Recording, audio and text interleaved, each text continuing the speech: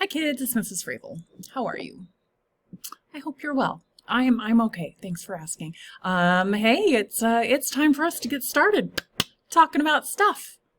So welcome to Unit 1 in Marine Biology and Oceanography. Unit 1 is Oceanography. So we're going to talk about in this unit over the next couple of weeks, we're going to talk about all of the abiotic factors in the ocean environment that influence how the ocean works and influence what lives in the ocean and what parts of the ocean. So then we'll start talking about the ecosystems and the ecology. But for now, we're just going to focus on what the number one abiotic factor in the ocean. Can you guess? What is it?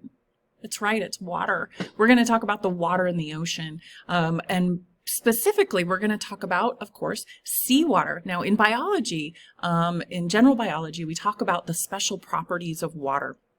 And how amazing, what a really amazing substance water is. We don't think about how incredible it is because it's everywhere. It makes up 70% of you, right? But it is responsible for the fact that we have living things on this planet. It is also responsible for the fact that we have a livable planet. Without the waters, specifically and especially the water in the ocean, we don't know that, we don't think we would have life on this planet as we know it. Okay, so without further ado, let's find out what the water in the ocean, how it's special, and how it exists in situ in the ocean. Okay, ready? Ignore the note packet thing, but if you're working online, there should be a note guide embedded below this video on the Canvas assignment, so you could be filling it out. You should be filling it out and submit that for your online assignment. Okay, here we go. Okay, let's talk about water. Earth is a water planet. Most of the planet Earth is made of water. It's 70%-ish water, and the rest is land. Of that water, 97.2% of it is in the world's ocean. The Earth has one ocean, and we're going to talk about that next time. Or next week. So most of the water on the Earth is in the ocean. 2.15% of it is frozen in glaciers and in ice caps on the planet. That number is going down at a rapid rate right now. Then less than 1% of it is in groundwater and in soil moisture, and only 0.2% of it is fresh water in streams and lakes. So that 0.64% is the water that we use, both for drinking, also for drinking and agriculture, all of our, all the water we use for processing products, all that fresh water. That is not even 1% of the water on the planet that we have access to use as fresh water. Okay, so just think about that. And then the rest of it's floating around you all the time in the atmosphere, 0.001%. Okay, so that's the water distribution. Most of it, of course, is in the ocean. So let's talk about that ocean water. Okay, and again, just review from bio.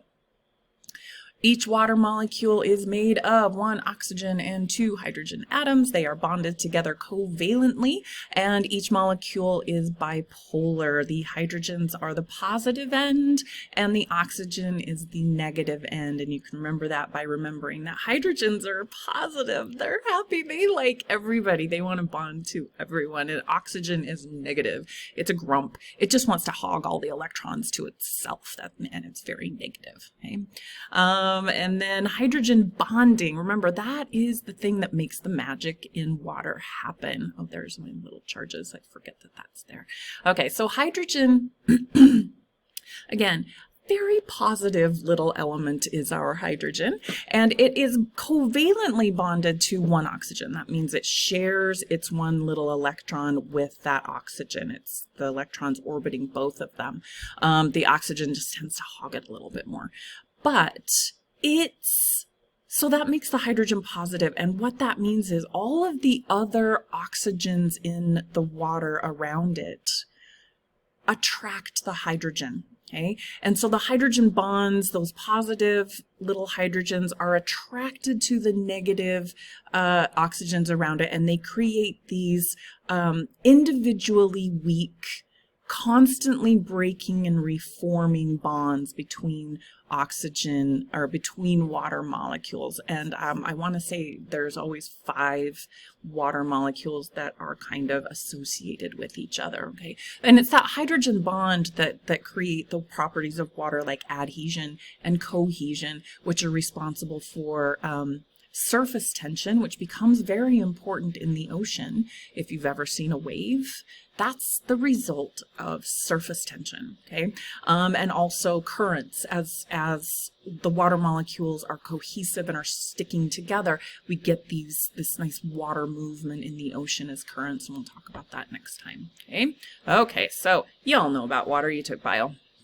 Okay, so how does this all affect the rest of the planet? So water is exceedingly important on this planet. It moderates the temperature on the Earth's surface, because remember, the other property of water is that it has a high heat capacity. So water can absorb a lot of heat, and it doesn't change temperature itself. And it also cools down very slowly. It releases that heat very slowly. So what it does is it helps absorb a lot of the solar heat, the radiation coming from the sun, to insulate and moderate the temperature on our globe.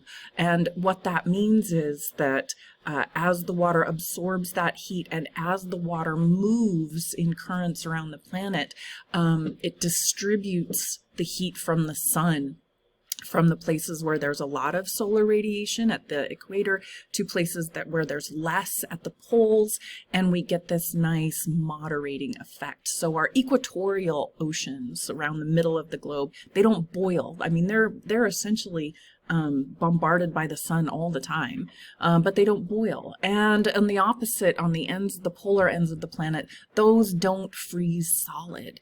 They're cold, and there is a beautiful ice caps on both ends, but they don't freeze completely solidly through the entire ocean, especially at the North Pole. Okay, great. What does that mean for the continents?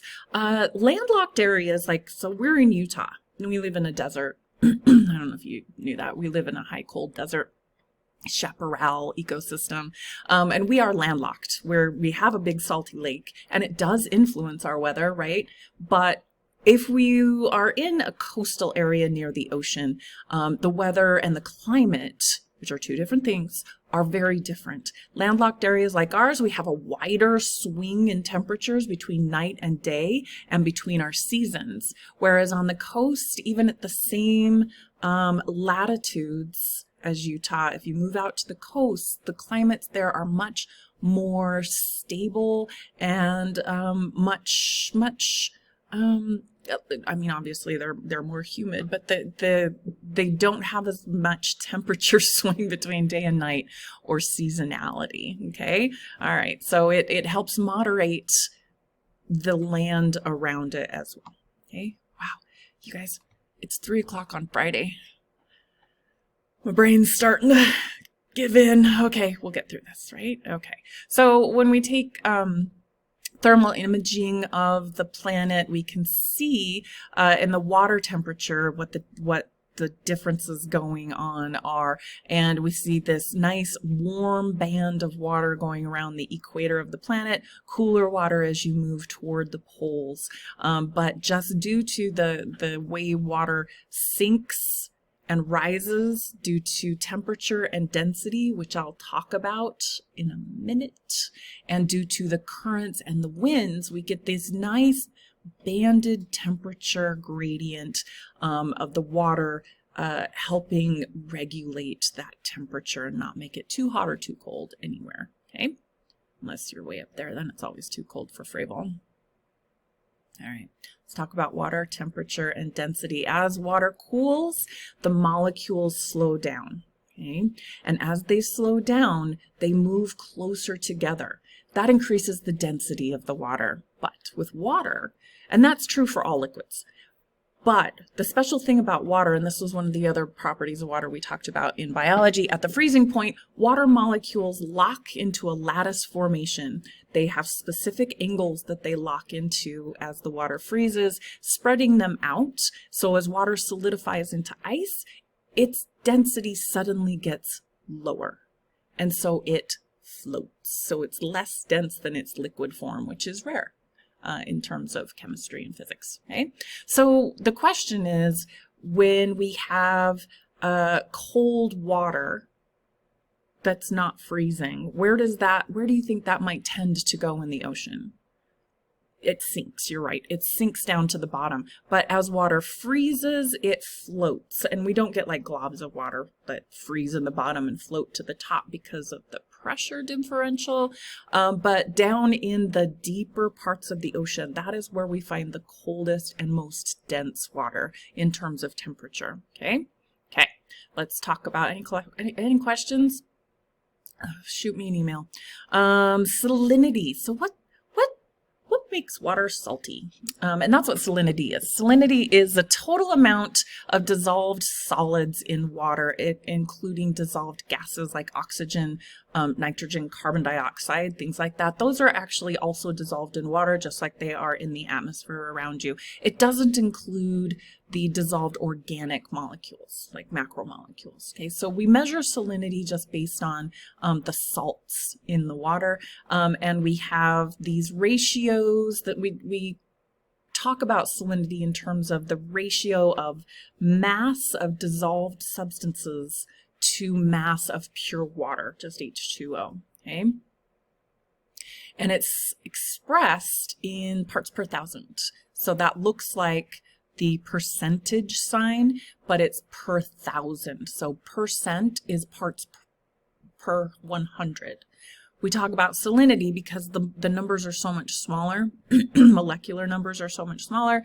We talk about parts per thousand. So it's one little circle over two little circles instead of percent. Okay. Open ocean salinity, it varies between 33 to 38 parts per thousand. The average is 35. If we like to average the whole world ocean, average is 35 parts per thousand salinity. We also, here we go, we also talked about salinity in terms of specific gravity, and that means how much the water will displace a solid object in it. How much will things float in it really is the specific gravity. So pure water has a specific gravity of 1 gram per milliliter. Seawater, that average 35 parts per thousand dissolved solids, its specific gravity is 1.023 to 1.028 grams per milliliter. And then brackish water, which is in between pure water and ocean salt water, is about 1.012. Okay? Okay. The more dissolved solids that are in water, the denser the water. Duh, there's more solids in it, right? It's more dense. There are more molecules in that water. Do solid objects float better in salty water or in fresh water? Do you know? We're going to do a lab on this. So I will film that lab for you and you will get to answer that question on your own. But think if you've ever been out to the Great Salt Lake or if you've ever been to the ocean, if you noticed, can you float better in salt water or can you float better in fresh water in a lake? Okay. Where do you think you would find the more dense water in the ocean? Shallow or deep?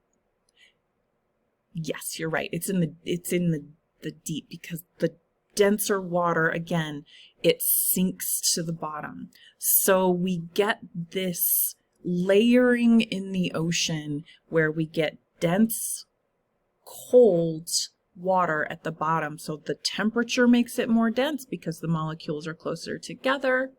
And the higher salinity also makes it more dense, so that also sinks to the bottom. So the bottom of the ocean, the deeper parts of the ocean are actually the most cold and dense water, okay? But the ocean is not a constant. The ocean has different variations of salinity depending on where you are. On the coasts, the salinity can vary quite widely just depending on where you are. If there is a river dumping into an area, that river is going to be dumping fresh water. It's also going to be carrying dissolved minerals that are eroded from the land, but they will be washed out and settled down. The water coming down from those rivers can create what's called the brackish water conditions. So we get seawater mixing with fresh water. We get brackish water at the mouths of rivers, at estuaries, and I hope we get time to study those this semester. And then if we have an area where there is not a lot of water washing into the ocean from the land, we can get the ocean water evaporating more. And when water evaporates, it leaves the minerals behind. It leaves the salts behind. So that water gets more and more dense, and we can actually get some areas of hypersaline conditions. And that's what we have here in the Great Salt Lake.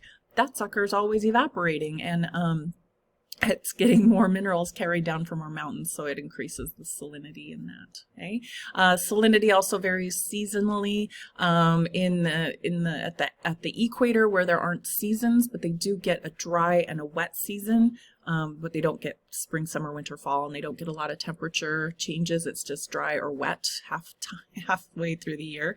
That salinity can shift depending on that as well. Okay. So what affects salinity? Adding fresh water or taking fresh water out. Okay, if you add fresh water, it's going to decrease that salinity. We get that in runoff of snowmelt or river water, melting sea ice, so ice floating on the sea at the poles. When it starts to become summer at the poles, we see the icebergs and the glaciers start to melt a little more, dumping fresh water into the ocean, and then also increased precipitation. If it rains or snows more, that fresh water that will decrease the salinity. That will also decrease the surface density of the water. Okay, and that can change how the water interacts with itself. And in places where the opposite things are happening, we get increased salinity, removing water from the ocean, and that happens during the winter at the poles when we get the formation of sea ice. So sea ice is fresh water. The only thing that freezes when glaciers and icebergs form is water. The minerals are left behind in the liquid, so that liquid water in those areas becomes more saline and more dense. And then, of course, evaporation. If we get more water evaporating out, we get hypersaline or more saline conditions. Okay, pretty simple. Okay, surface salinities, just the surface water, which is I want to say this is the first 400 meters. Ooh, Fravel should have looked that up. At the high latitudes, so closer to the poles, further away from the equator, we have lower salinity because there's a lot of sea ice melting, there's a lot of precipitation, there's a lot of runoff. Okay? In the low latitudes, which is where the equator is, the salinity tends to be a little lower as well because there's a lot of rain, a lot of runoff and rivers from the land. Okay? The mid latitudes, which is where we are. Okay, we're in the mid latitudes on the planet. This is where on the coasts in the ocean there is higher salinity because there's more warm, dry air descending from the atmosphere and descending off the land, more evaporation, and that actually starts to run the water cycle a little bit more. Okay, so low, low, high. You should not. And here's what it looks like when we map it out. So in this little beautiful map from the textbook, the densest, the most saline parts of the ocean are right out here in the center of the Atlantic Ocean and off the coast of South America and out here in the Indian Ocean. Those are the most saline parts. That's where there's a lot less runoff. There is a lot more heat from the sun. We get a lot more evaporation. That water is a lot more concentrated. It also has to do with how the currents in the Atlantic Ocean run. The currents in the Atlantic Ocean skirt up the coasts And so they are washing water along the coast. The middle of the ocean's kind of left in this swirl. And then the Pacific Ocean moves a lot. It's really big. There's a lot of surface area. There's a lot of wind. And we'll talk about currents and how water moves. And so we get a little more, a little less, oh boy, here goes my brain not working again. We get less stagnation of salinity, so that water moves a little bit more. There is a good little pocket of high salinity down here in the Tropic of Capricorn off the coast of South America. Wow, I'm fine. Okay, so let's talk a little bit more about the salinity variation with depth in the ocean. Again, as you go deeper, generally you get more dense water, but not necessarily always more saline water. But we do see a very definite layering of water in the ocean, this vertical stratification due to salinity. So deeper water has greater density and higher salinity in general than the surface water. And we can see these layers in the ocean, and those layers, and this is a word you need to know, so make sure you write it down, halocline. Okay? Halocline. That is the ocean layers that separate by salinity. There's another way that it layers called the thermocline, which is that the ocean layers by temperature. Okay, it's warmer at the top, colder at the bottom. That also has to do with the density. Okay, we can put them together in this big, beautiful confusion called the thermohalocline as well. The ocean is very dynamic, very layered, very regulated, but also not at the same time. Okay. All right, let's talk about how this affects the critters living in the ocean. So, osmoregulation is a thing that animals, or not just animals, organisms that live in the ocean have to be able to accomplish. Because remember when we talked in biology about water crossing a membrane, crossing a cell membrane? And we talked about diffusion, how molecules always naturally kinetically go from where they are in high concentration, where there's a lot of them, to an area of low concentration. And water does that too when it encounters a cell membrane. It's going to flow flow at a faster rate from high to low concentration. Do you remember what that word was? You should. It's osmosis. Okay, so osmoregulation is a metabolic capacity for regulating how much water is in your cells. And living organisms have to maintain the level of water in their cells in order for those cells to function properly. Okay? And they all have different ways of doing that. And water travels down the concentration gradient, so water rushes out of cells if they are in salt water. Okay. If the water surrounding a cell is a higher concentration of salinity than what's inside the cell, that cell's got to be able to get water into it. Okay. And this is the challenge of living in the ocean. Your body has to be able to get water in, or live with the internal cell being as saline as the water around it. And there are some organisms that do that. Okay. They either pump salt out of the cells, or they pump water into cells to keep them healthy and isotonic. Remember that word? You bet you do. Okay, so how is that accomplished? Depends on what you are. So marine reptiles and birds, they have special glands in their heads and in their kidneys that remove salts and other electrolytes. Okay? A lot of times you'll see, if you ever notice, if you see pictures or videos, or if you're lucky enough to see a turtle, a sea turtle on the beach, if you start looking at it, you'll see that it's got runny eyes, snotty noses. It's really disgusting. Birds too, that's them getting rid of salt. They actively remove salt and expel it in mucus out of their face holes. Marine mammals, they have just high performance kidneys that remove salts and flush them out with their urine. And marine invertebrates, they can match their surroundings. They're, generally these guys, most of them don't have don't have closed circulatory systems. They do a lot of their cells stuff just by diffusion and osmosis. So they can match the salinity of their surrounding environment a little bit better, but they can't change from one to another. They don't deal with changing salinity very well. Okay. And then of course with the fishies, I'm in the way. Fish are either freshwater fish or they are saltwater fish.